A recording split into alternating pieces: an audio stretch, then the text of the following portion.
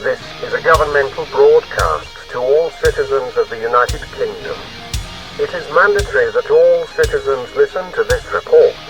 At 11:31 p.m. last night, Queen Elizabeth II was murdered at the Holyrood House royal residence. At this time little is certain. However, a medical expert has confirmed that 5 bullets were fired at the Queen while she slept from an unknown outside location. Despite the intervention of royal medical experts, Queen Elizabeth II died instantly. Her son and heir Charles was not present at the residence that night and is entirely unharmed. At this time, all that either the armed forces or royal household have told reporters is the suspects are still at large and not conclusively determined.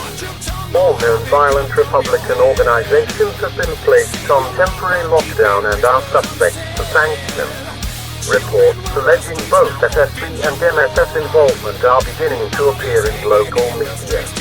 The medical examiner of the Queen's corpse has confirmed Soviet-manufactured ammunition as the cause of death. Both the Russian and Chinese states have denied any involvement in the matter, but the investigation is still ongoing. In these dark times, the normal process of succession has been rapidly accelerated. With the consent of Prime Minister Sunak and the House of Lords, as at 7:45 a.m. this morning, the Prince of Wales was declared King of the United Kingdom of Great Britain and Northern Ireland. King George VII will immediately oversee the funeral and burial of his mother while the nation grieves.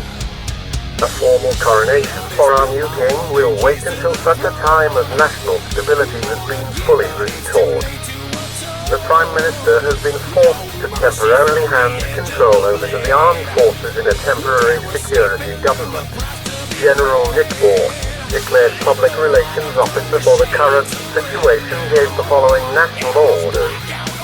All citizens are ordered to obey the following armed force-provided curfew. All citizens must remain indoors between the hours of 6 a.m. and 9 p.m. All individuals of CSTO member state origin or Chinese origin are to be subject to additional checks at Army and Metropolitan checkpoints. All known Republicans and Republican sympathizers will also be subject to new Army and Metropolitan checkpoints.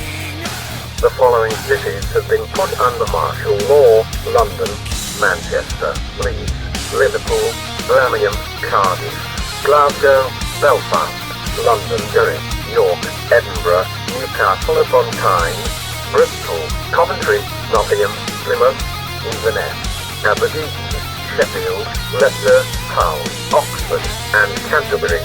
All military personnel and metropolitan employees are now legally sacrosanct, meaning all citizens must refrain from harming them.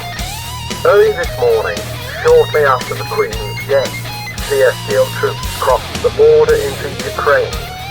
The Ukrainian army is in near full retreat, with reports of incursions into neighboring Poland and Lithuania becoming commonplace.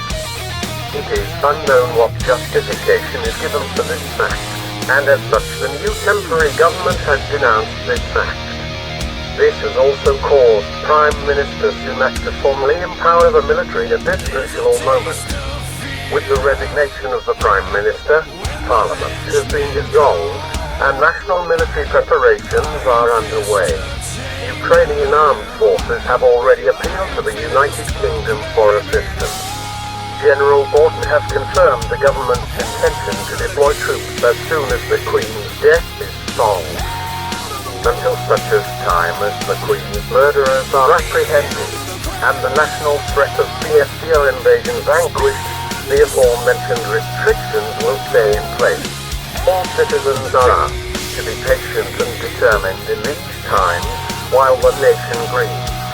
The armed forces shall protect not only these isles, but the whole of Europe to avenge our fallen Queen. Remember, citizens, the United Kingdom is stable, the United Kingdom is strong, and King George shall protect us all. God save the King.